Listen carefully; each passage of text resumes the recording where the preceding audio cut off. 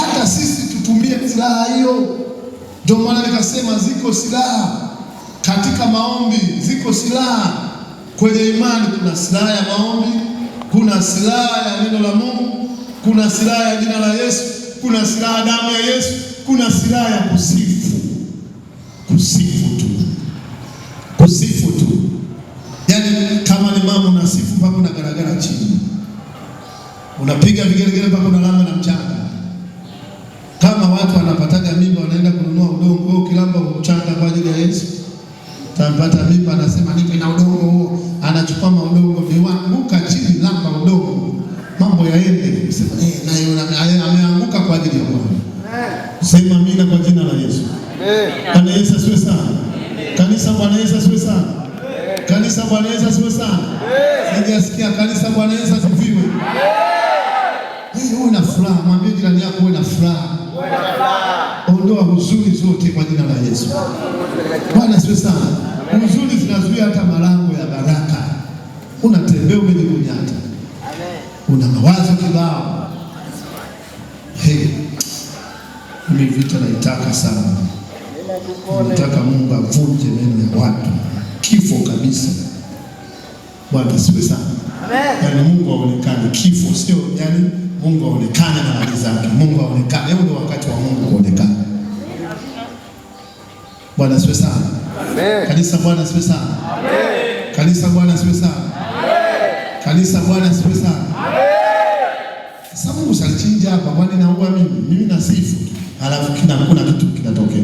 Na wewe sifu kitu kitokee. Amen. Bwana Yesu asifiwe sana. Amen. Sema amina kwa jina la Yesu.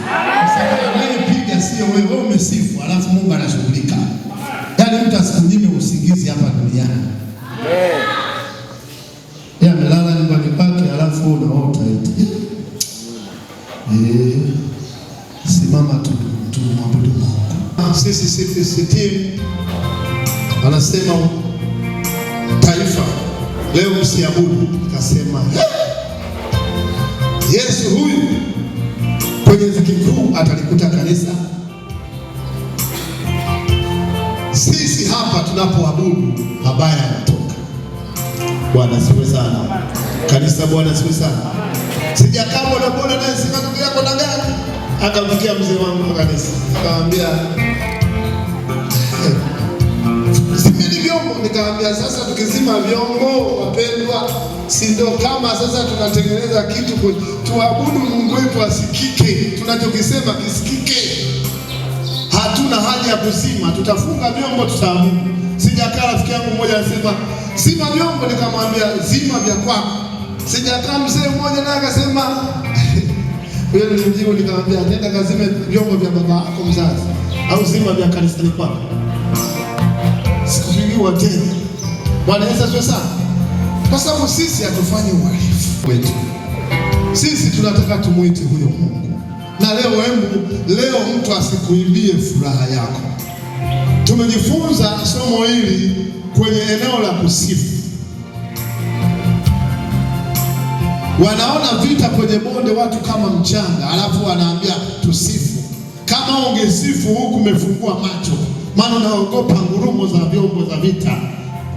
Lakini wale walizama katika roho, wakasema hapa Mungu anataka mwenyewe asimame. Na sisi wakati huu kanisa la Mungu lazima tumuite Mungu astahili. Yeye atafanya hata ya sirini. Bwana asifiwe sana. Jua mikono yako juu. Hebu leo niachie mbele za Mungu. Oh jamaa, uwe na furaha. Kama sio wewe, mfalme wa wafalme, asante Mungu wa majeshi, hilo jina lako. Wewe ndiye mtakatifu, mtakatifu Mungu wa majeshi. Neno lako inasema ipo Yoshafati wakasifu Bwana wa Asafu, wakasifu wakasema mshukuruni Mungu kwa maana fadhili zake ni za milele. Na Israeli seme sasa kwa maana fadhili zake ni za milele. Baba ninakuita leo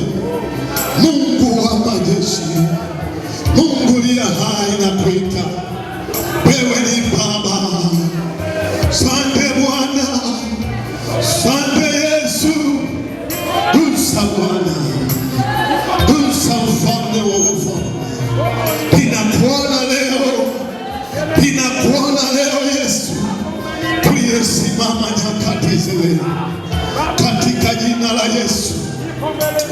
Ndipo Roho wa Mungu akawashukia wana wa Asafu.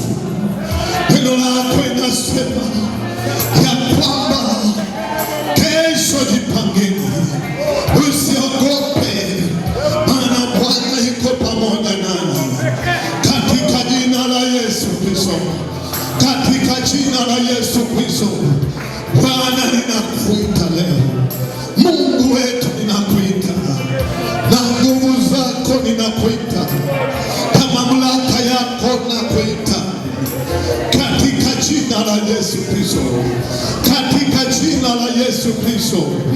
Maneno yako yanasema wakasifu, walipokuwa wanasifu, Bwana weka wavizi yao kwenye maisha yetu, kwenye kazi zetu. Bwana ukaweke kila kona maadui wanaokaa vikao. Mungu wa majeshi, weka watu wavizi yao kila kona, weka watu wavizi yao katika jina la Yesu Kristo, katika jina la Yesu Kristo, katika jina la Yesu. Watu waomba katika jina la Yesu Kristo. Inasimama leo kama wale mashujaa, kama alivyokuwa Daudi shujaa. Na sisi leo tunaomba roho ya ushujaa, tunaomba roho ya ushujaa. Na sisi leo tunaomba roho ya ushujaa katika jina la Yesu Kristo. Wewe ni Mungu, wewe ni Mungu aliye juu, wewe ni Mungu aliye hai, wewe ni Mungu mfalme wa ajabu, katika jina la Yesu. Asante Bwana Yesu.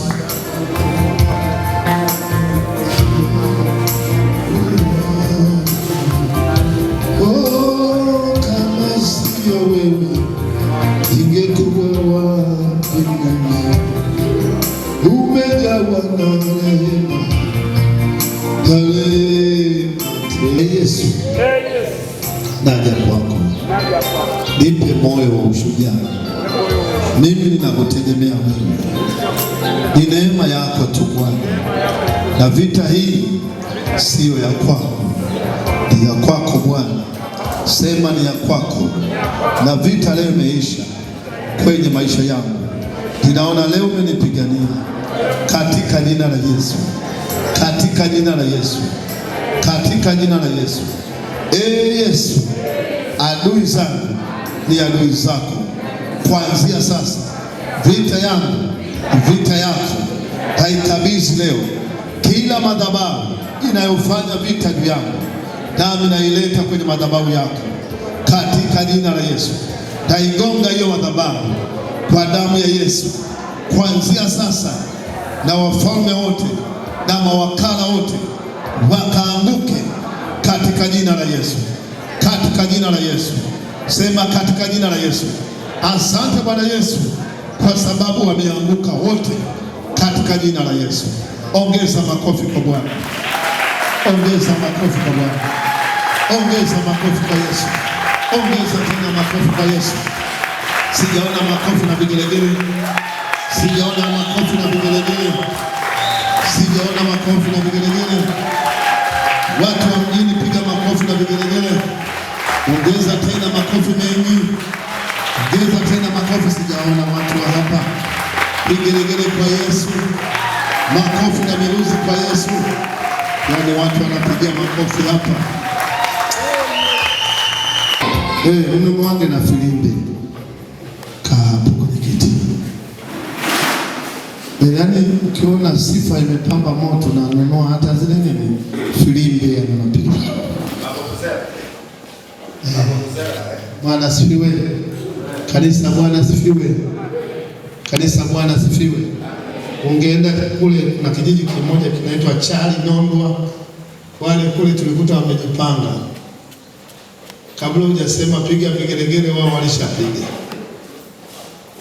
Bwana Yesu asifiwe sana. Amen. Ukisema kabla hujasema funga kitambaa walishafunga. Yaani kwa hiyo wewe huna muendelezo. Jamani, Bwana asifiwe sana. Amen. Bwana Yesu asifiwe sana.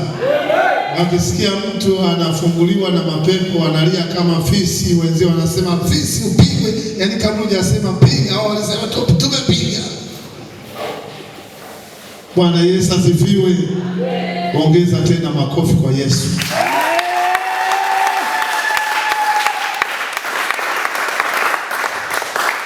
Patie jirani yako mkono, mwambie ukiwa kwenye vita sifu, alafu furahi, wala usilie.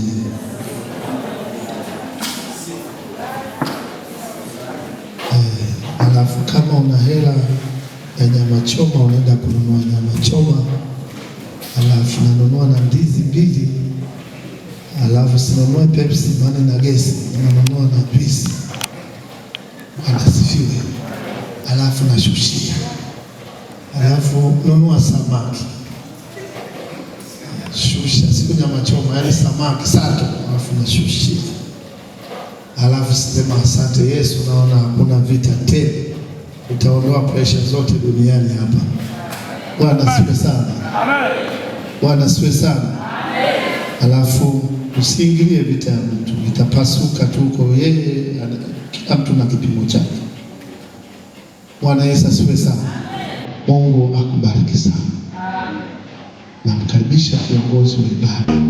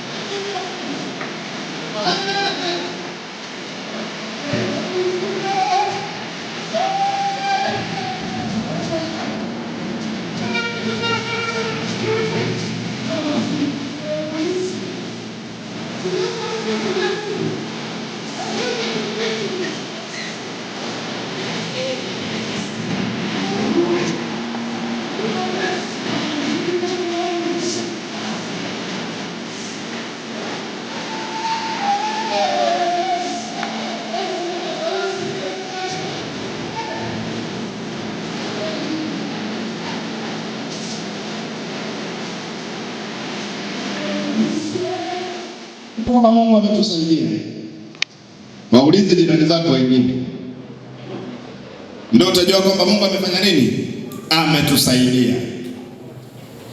Mungu awabariki sana vijana wangu, vijana wale, yaani vijana, Mungu awabariki sana. Amen. Na nataka kabisa kila mmoja hakikishe kwamba hao vijana wanaendelea kufanya huduma hiyo wanaofanya. Bwana Yesu asifiwe. Usiniangalie kwa mashaka. Mwambie jirani yako, mchungaji anasema tuhakikishe sisi tunatenda kazi pamoja na wale vijana, kuwatia moyo. Unajua kwenye ufalme wa Mungu iko hivi, kama mimi najua mimi siwezi kufanya kama pastor anavyoweza kufanya, mimi ninachotakiwa kufanya ni kumtia moyo ili afanye zaidi. Tujielewana. Hebu msukume mtu mmoja yule kanaye jirani, mwambie hivi, kama huwezi kufanya na kuna mtu anafanya, mtie moyo afanye. Bwana Yesu asifiwe sana. Bwana Yesu asifiwe. Nasema Bwana Yesu asifiwe. Mimi wanavyofanya wale mimi siwezi. Nikwambie kabisa. Ndio maana unakuta wenyewe kienda hivi mimi naenda hivi. Maana kile siwezi. Sasa kama siwezi mimi nafanyaje? Nawatia moyo. Jina la Bwana libarikiwe. Tukitiana moyo namna hiyo, kazi ya Mungu itaenda vizuri. Haleluya. Kwa hiyo tuwatie moyo. Wanapokuja kwenye mazoezi, tuwatie moyo. Wanapokuja kufanya kama hivyo wanafanya, tuwatie moyo. Ukitoka hata wanakunywa maji, wanapata nguvu, wanatiwa moyo kuendelea kufanya kazi zaidi. Bwana Yesu asifiwe. Nilikuwa namwambia mchungaji pale, natamani mwaka mmoja unaokuja, mwakani kama sasa hivi, tuwe na vijana 200 hapa kanisani wana namna hiyo. Ndio mchungaji nimesema, tuwe na vijana ngapi? 200. Yaani mwakani kama sasa hivi tuwe na vijana kama wale 200. Hata kama utaki watakuja tu. Nasema watakuja tu. Nasema watakuja tu. Nasema watakuja wewe. Unajua kinachokufanya hata kusema amina uitiki kwa mashaka ni kwa sababu na mazoea yaliyojaa na kujenga maskani ndani yako. Lakini kama unamwamini Mungu, Mungu anaweza kufanya jambo wakati wote na asizuiliwe na mtu. Amina. Nasema asizuiliwe na mtu. Jumapili tutakuwa na keyboard hapo. Piga keyboard. Haleluya. Amen. Haleluya. Amen. Haleluya. Amen. Alafu baadaye magitaa yatakuja hapo. Baadaye drums zitakuja hapo. Unajua kanisa linaenda kwa vijana. Dunia inaenda kwa vijana. Sasa vijana tusipotengenezea mazingira kanisani, wataona kanisani hapafai, wataenda disco. Wakienda disco, tunaanza kufunga na kuomba warudi kanisani. Sasa kule disco wanafuata nini? Muziki. Tukiwa na muziki mzuri kanisani, vijana watakuja kanisani na watapenda kaa wapi? Kanisani. Wapi bora? Waende disco au waje wacheze kanisani? Bora wapi? Waende disco. Habari tuliyosoma ni habari ambayo inazungumza juu ya watu watatu. Kwanza anazungumzwa Joshua, pili anazungumzwa malaika, na tatu anazungumzwa shetani. Wote hawa walikuwa mahali pamoja na walionekana.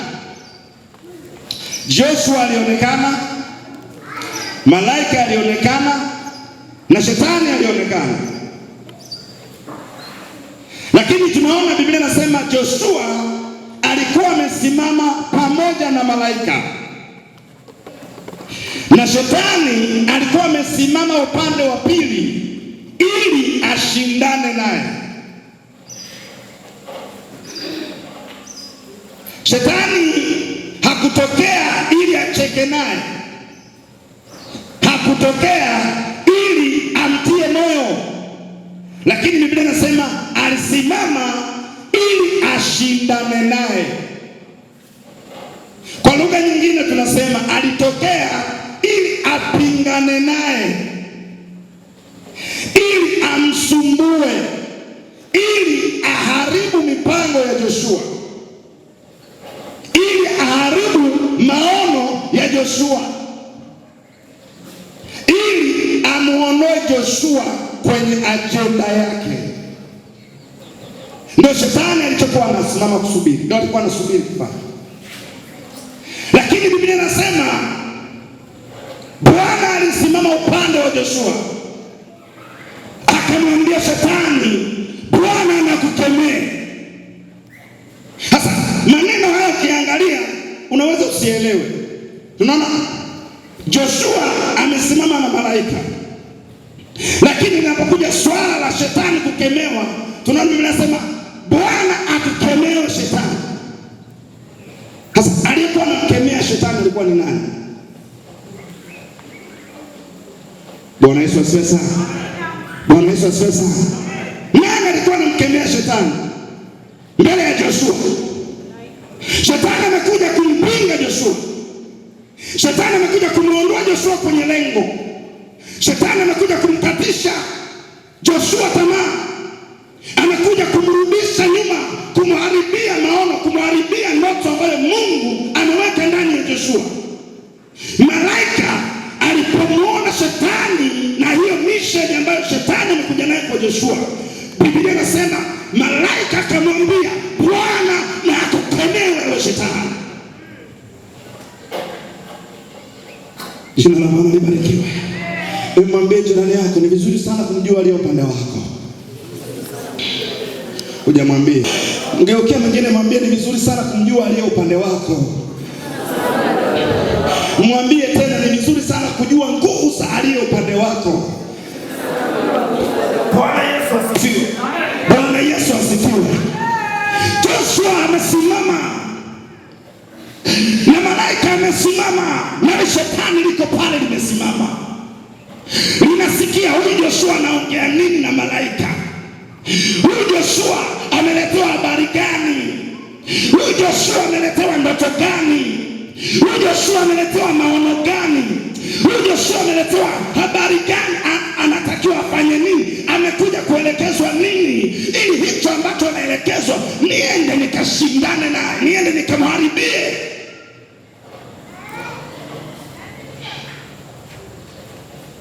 Wako watu kwenye maisha yako hawaji kwa ajili ya kukuangalia tu ulivyovaa, wanakuja hata kusikiliza wanapanga kufanya nini wakuharibie.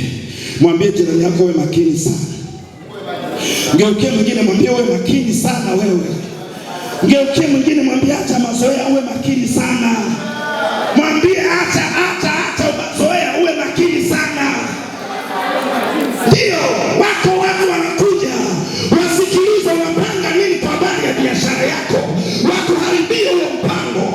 Wako watu wanakuja wasikie unasema nini kwa habari ya watoto wako, wakuharibie kwa huo mpango ulionao kwa watoto. Wako watu wanakuja wasikie unasema nini kwa habari ya kazi unayofanya, wakuharibie tu mpango wa kazi ulionao. Mwambie jirani yako uwe makini. Ndio mwingine mwambie uwe makini. Bwana Yesu asifiwe. Bwana Yesu asifiwe. Lakini kuna jambo linanishangaza na kunisikitisha. Biblia inaniambia Joshua alikuwa amevaa mavazi machafu sana. Mavazi machafu sana.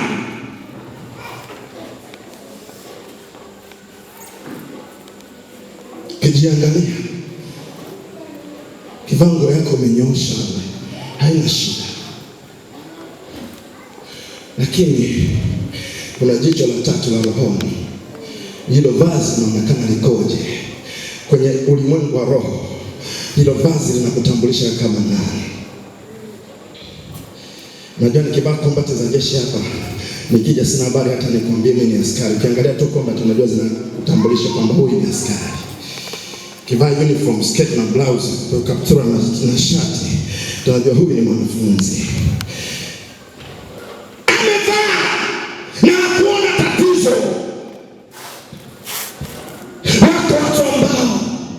Wanafanya biashara mbaya sana. Unajua vazi lenye uchafu unaweza ukavaa kama hivi shati jeupe, alafu mimi nikachukua grease alafu nikafanya.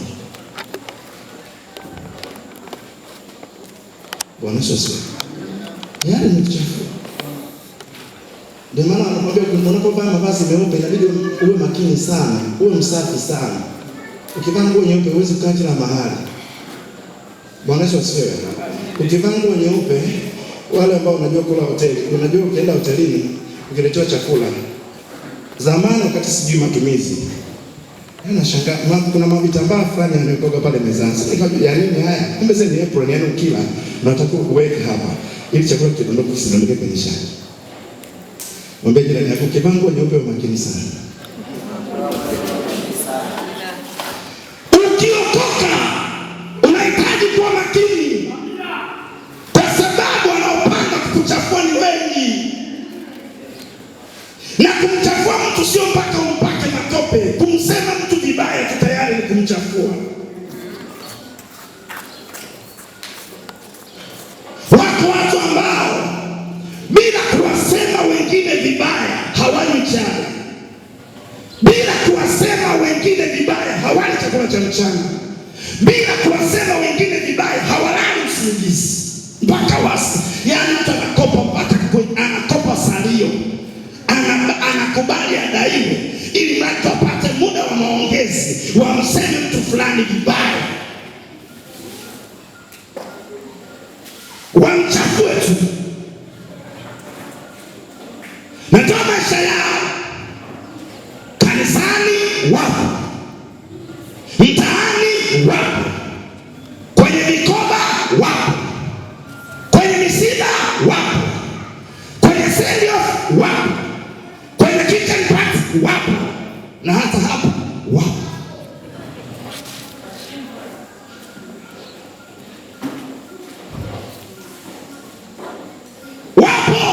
Mwambie jirani yako wapo. Mwambie wanaotaka kukusema vibaya wapo.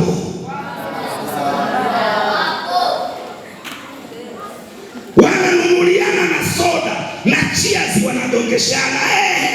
Wanagongeshana mikono ya mbele, wanakusema vibaya. Na ukiuliza hivi mnakwenda mbinguni, wanasema haya tunaenda. Kwa nini ndo tutatuzuia kwa njia ya mbinguni imepita kwenu? Ni Kariakoo. Hiyo wanaenda, hawa wanaenda Kariakoo.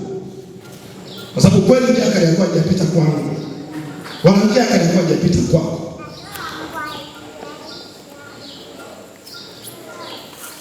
Nisikilize mchana wa leo. Shetani akitaka kukukatisha tamaa, shetani akitaka kukuondoa kwenye plans, akitaka kukuondoa kwenye agenda, anakutumia wajumbe watakao kusema vibaya na anakulazimisha usikilize maneno yao. Hujanielewa? Hujanielewa? Nasema shetani akitaka kukuharibia, akitaka kukuondoa kwenye kusudi la Mungu, kabla hajafanya chochote, anakutumia wajumbe ambao watakusema vibaya kwa sababu yoyote, hata wakati mwingine wakusushia maneno ya uongo. Maana ukisoma Mathayo sura ya 5 mstari wa 11 mpaka 12, Biblia inasema hivi: heri ninyi watakapowasema na kuwanenea mabaya kwa uongo kwa jina langu, furahini. Anasemaje? Furahini. Hebu sema furahini. Mbona usemi kwa sauti? Furahini. Mbona usemi kwa ujasiri? Furahini. Mbona usemi kwa imani? Furahini. Anasema furahini, kwa sababu ndivyo walivyowaudhi manabii waliokuwepo kabla yenu, ndivyo walivyowafanya watakatifu waliokuwepo kabla yenu. Mzee, kabla yako wewe walikuwepo watu ambao walifanyiwa unayofanyiwa leo. Usishangae, wewe sio wa kwanza. Mwambie jirani yako, wewe sio wa kwanza. Ndio kile kingine, mwambie wewe sio wa kwanza. Wewe unasema umetukana, yani nilitukana sana, yani mimi sijui hata kanisani sasa siendi kwa sababu amenitukana. Hujatukanwa. Mwambie jirani yako, wewe hujatukanwa. Hujatukanwa wewe. Hujatukanwa, hujabezwa, hujadharauliwa, hujasemwa. Na pale Biblia inasema watakapowasema maneno ya kila namna, maneno ya kila aina. Sasa wamesema na kila aina, wamesema na kila aina. Na sio wanaposema kila aina, baba, sio mchezo. Mwambie jirani yako, sio mchezo. Sio mchezo, usichukulie kitu rahisi. Lakini anasemaje? Furahini. Hao ndio wanaotengenezea sisi thawabu. Maana Biblia inasema watakapomaliza kufanya hivyo, ninyi mtapata thawabu kwa Mungu. Kwa hiyo wanaokusema saa nyingine ukikutana nao, gonga nao cheers au tano, alafu mwambie kunywa na soda hiyo, endelee kuniongezea, kuniongelea. Mimi thawabu zangu zinaongezeka. Amina. Mwambie jirani yako, wakikusema vibaya kwa ajili ya Kristo, ni heri thawabu zako zinaongezeka.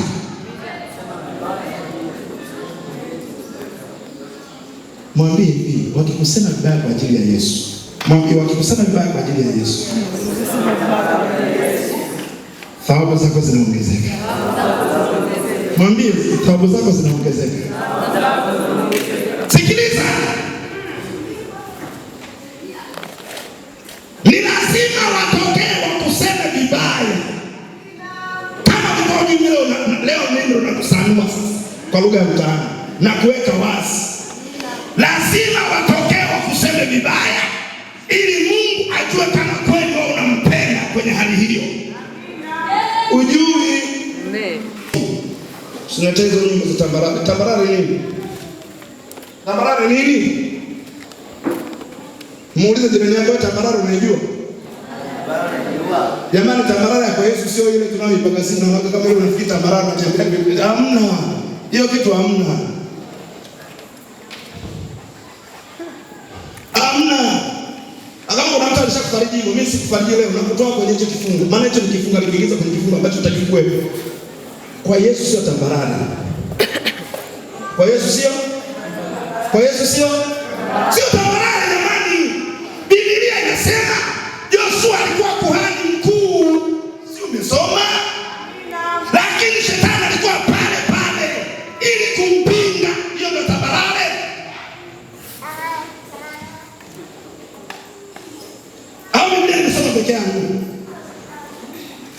Biblia inasoma peke yake. Pale tunasoma wote. Yaani shetani anampinga Joshua, wewe nani? Na Joshua ni kuhani mkuu, wewe nani?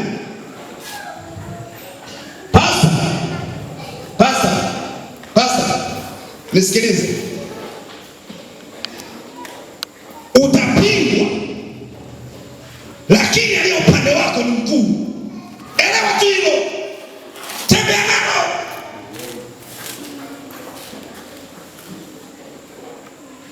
Watashindana, lakini hawatashinda. Kwa nini? Aliye upande wetu ni mkuu. Amina.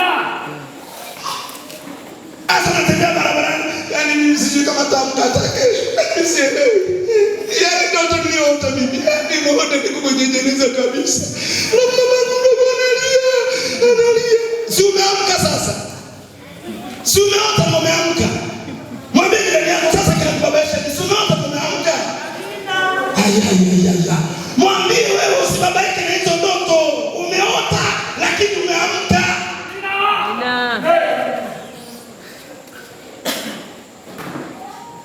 Nikwambie, wakati hao wanapanga, wanakaa vikao kukuchafua.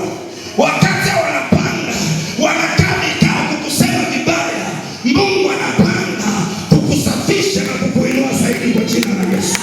Nasema Mungu anapanga kukuinua na kukutakasa zaidi kwa jina la Yesu.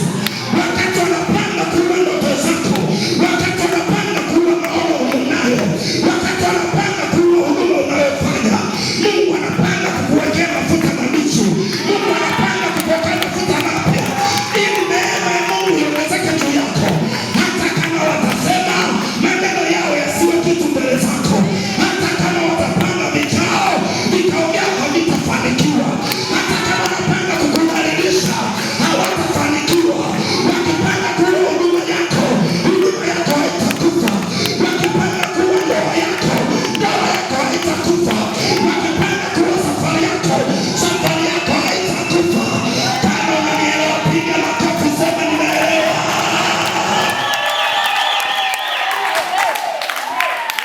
Hawatafanikiwa. Nasema hawatafanikiwa. Kuua biashara yako hawatafanikiwa. Kuua ndoto yako hawatafanikiwa. Kuondoa kibali juu yako hawatafanikiwa. Nasema kukuchafua hawatafanikiwa. Kwa nini? Kwa sababu mkono wa Bwana uko upande wako. Piga kifua, sema Bwana yuko upande wangu. Piga tena kifua, sema Bwana yuko upande wangu. Sema tena Bwana yuko upande wangu. Na kwa sababu hiyo, wanaopanga aibu juu ya maisha yako, hiyo aibu mchana wanaoita itawarudia. Nasema itawarudia wenyewe. Nasema itawarudia wenyewe. Nasema itawarudia wenyewe. Nasema itawarudia wenyewe. Nasema itawarudia wenyewe. Biblia inasema watakusanyika. Sema watakusanyika, lakini si kwa shauri langu. Sema lakini si kwa shauri langu. Anasema hao wote wanaokusanyana kinyume chako. Mwambie jirani yako wanaokusanyika kinyume chako. Mgeukie mwingine, mwambie wanaokusanyika kinyume chako wataanguka kwa ajili yako. Wataanguka kwa ajili yako. Mwambie jirani yako, hata kama ni wewe, utaanguka kwa ajili yangu. Pigia Yesu makofi kama unanielewa. Jina la Bwana libarikiwe. Nasema jina la Bwana libarikiwe. Nataka nikwambie mchana wa leo, hautaki kutoka ukiwa mnyonge kiakili. Hautaki kutoka ukiwa mnyonge moyoni. Hautaki kutoka ukiwa mnyonge kimawazo. Hautaki kutembea unaangalia chini namna hii. Unatakiwa utazame juu, kwa sababu Biblia inaniambia Daudi akasema, nitainua macho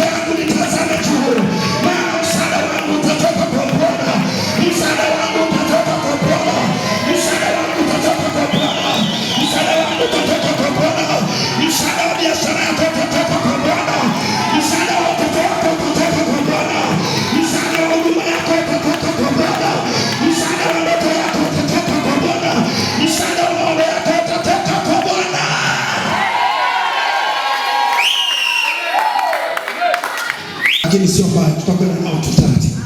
Jina la Bwana libarikiwe.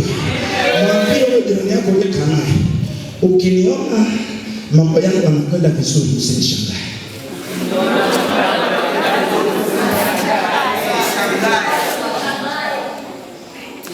Mwambie tena, ukiona nenepa usishangae.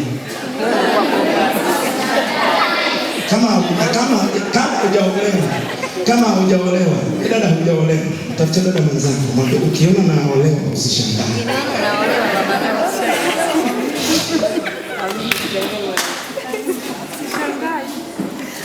Mwambie ukiona biashara yako inakuwa usishangae.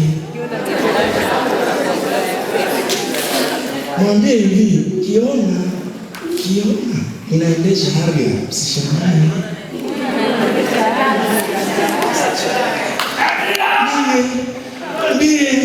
Mwambie ukiona nina mimba ya watoto mapacha watatu usishangae.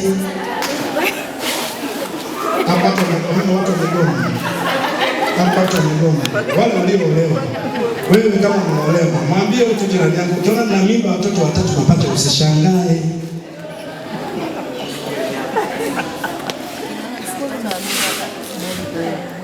Mimi naongea tu kama mtani. Alafu beba mimba watoto watatu mapacha utashangaa. Unasema, mtu alikuwa anaongea na mimi amenitokea kweli ndio.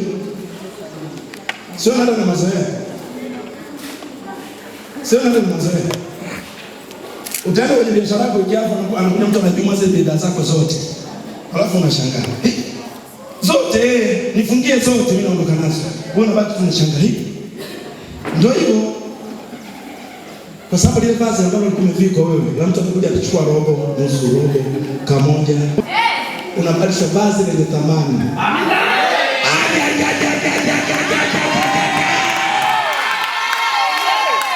Ukibadilisha ile vazi lenye thamani, waliokuwa hawakutaki watakutaka kwa lazima. Waliokuwa wanakuombea ufe watabadilisha maombi waanze kukuombea uishi.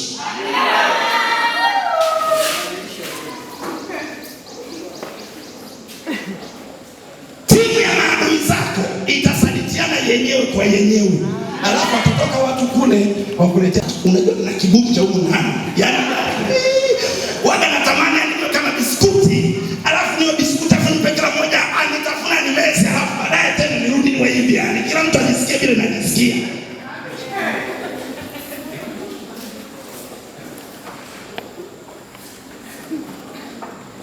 Wiki inaanza. Utatembea mule ulipokuwa unatembea wanakutema mate. Utatembea mule utashangaa wanakupigia makofi. Wanasema uko wapi? Bwana tulikuwa tumekumisi. Ulikuwa wapi? Mule.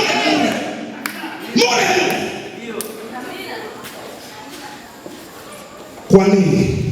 Kwa sababu leo tunatoka na vazi jipya. Amina. Tunatoka na vazi jipya. Haina vazi ndugu yangu kivaa. Kama mama alikuwa anaona kama zilipenda, utashangaa. Nikwambia leo mkao unaona kama vile umekuambia mpya kwanza kwa aje leo. Sielewi. Naambia leo na vazi. Bwana Yesu asifiwe sana. Leo watu tunatoka na mavazi mapya huko.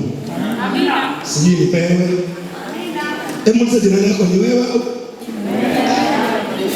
Muulize jirani yako ni wewe au? Na kama ni wewe unavaa. Nasema kama ni wewe unapokea. Nasema kama ni wewe unapokea. Nasema kama ni wewe unapokea. Nasema kama ni wewe upokea. Kama utapo ni mwanafunzi mambo yalikuwa yaendi vizuri, ukisoma vinakuingia vinatoka, utasoma vitaingia na vitakaa. Ulikuwa unapoteza kumbukumbu, vazi leo utakalolivaa litatunza kumbukumbu za mambo yako. Ulikuwa unadai ulipi unachodai, utavaa vazi ambalo utaleta madeni, litasababisha ulipwe madeni unayodai. Nasema utalipwa madeni unayodai. Hautatukanwa tena kwenye simu. Kama Mungu ashivyo aliyenisimamisha hapa. Hautatukanwa tena kwenye simu. Hakuna message ya matusi itakayoingia kwenye simu yako. Kwa sababu walikuwa wanakutukana. Kwa sababu hilo vazi leo unalivua, unavaa vazi la thamani. Alafu ukitoka Yule aliyekuwa anakutukana atajiuliza, mbona hivi nilikuwa nakutukanaje? Utashangaa nasema, hebu tu chukua, mchungaji alisema watu wale samaki. Utapata ofa kununuliwa samaki na yule alikuwa anakutukana message kwenye simu. Kale tu samaki ili ukinisamee unisamee vizuri. Bwana Yesu asifiwe sana.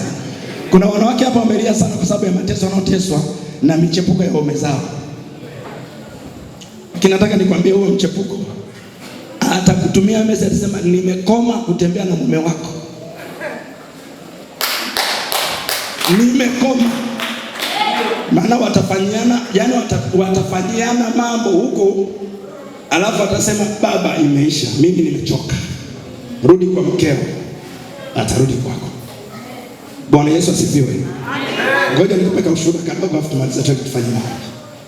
Nikupe ushuhuda? Amen. Nikupe ushuhuda? Amen. Aha. Kwenye nchi hii unajua wewe kama upendi mambo ya uchawi, alafu mume wako akawa anapenda mambo ya uchawi, wewe kwa sababu unapingana naye, mwanaume anachofanya anatafuta mwanamke anayekubaliana na mambo yake ya uchawi, ili wakiwa wanaloga wote. Kwa hiyo mwanaume alichokifanya akamwacha yule mwanamke na watoto. Yule mama akaniambia, baba mchungaji, mimi mume wangu yani ameniacha. Sasa unanisaidiaje? Nikamwambia huyo namna kumsaidia, atakuwa akienda kwa yule mwanamke hapati uzao. Kwa tukafunga kiuno cha yule mwanamke hamna kuzaa. Amekaa na yule mwanamke miaka zaidi ya 20. Hakuna hata mtoto mpaka amekufa. Sasa yule baba amekufa juzi tu. Alipokufa juzi, yule mwanamke yule Hawa akaenda mahakamani kufungua kesi ya mirathi. Sheria ikamwambia, wewe unafunguaje kesi ya mirathi wakati sio mke halali wa yule mwanamke? Akarudi nyumbani. Lakini miaka hiyo wakati tunaomba hiyo maombi nilimwambia huyu mwanamke kuna siku moja atakuja kuondoka na mfuko wa rambo. Hauna hata kitu. Bwana Yesu asifiwe sana. Bwana Yesu asifiwe. Amen. Namaanisha nini? Namaanisha kwamba Mungu yupo, anajibu maombi, anasikia. Tukisema leo akuvue hilo vazi lenye uchafu, atakuvua. Na tukisema leo akuvike vazi la heshima na thamani, atakuvika. Ukianza kuona mambo yako yanakwenda vizuri, ujue Mungu amefanya jambo. Amen. Nasema ujue Mungu amefanya jambo. Amen. Naomba usimame, toka kwenye kile kiti, sogea hapa. Wakati tunapata wimbo wa kuabudu, naomba tupe wimbo mzuri wa kuabudu, alafu tusogee wote hapa. Niko mbele zako. Ninaamini kuna uweza katika damu ya Yesu. Ninaamini kuna nguvu katika damu ya Yesu. Bwana Yesu, kwa ile damu yako uliyomwaga msalabani kwa ajili yangu, mchana wa leo ninanyenyekea mbele ya damu yako, inisafishe, inivue yale mavazi yenye uchafu ambayo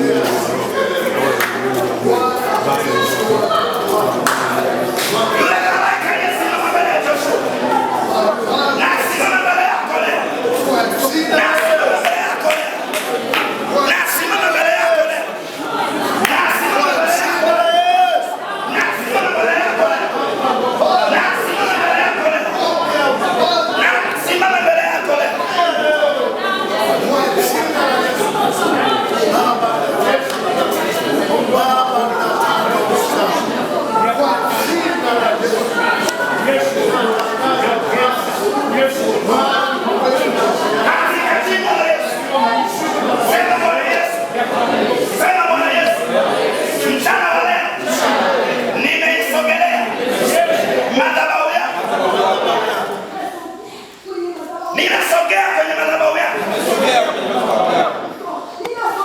Waliolaani maisha yangu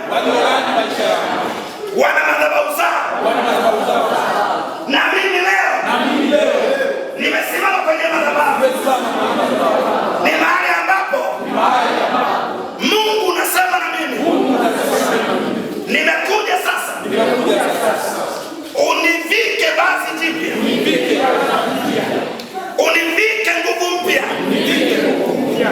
univike uweza mpya, univike kibali kipya, unipe ndoto mpya, unipe maono mapya, unipe neema mpya, nivike heshima yako, nivike vazi la heshima mchana wa leo, mchana wa leo, nirudishie heshima yangu kibiashara, nirudishie heshima yangu kifamilia, nirudishie heshima yangu kiutumishi, nirudishie heshima yangu katika jamii kuanzia leo, kuanzia leo.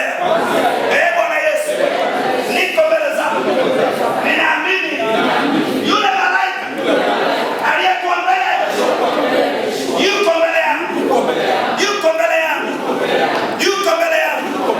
Kwa jina lako ananivika vazi la thamani kwa jina la Yesu. Sasa kama ina mikono yako namna hii, pastor, pita weka mikono juu ya watu wako. Mungu anawavika watu Baba, katika jina la Yesu. Wewe ni Mungu wa majeshi. kwa jina la Yesu, Kwa neno lako Mungu, kwa jina la Yesu, vazi takatifu likashuke. pokea vazi Kwa jipya jina la Yesu kwa Kristo. jina la Yesu, pokea vazi Kuanzia leo pokea kwa kwa jina la damu. Yesu, pokea vazi Mahali ulipo kwa jina la kwa Yesu. jina la Yesu, pokea vazi Ninaachilia neema ya Mungu. kwa jina la Yesu, pokea vazi Ninaachilia hiyo mamlaka. kwa jina la Yesu, pokea vazi Ninaachilia leo kwa jina la Yesu, mahali uliposimama.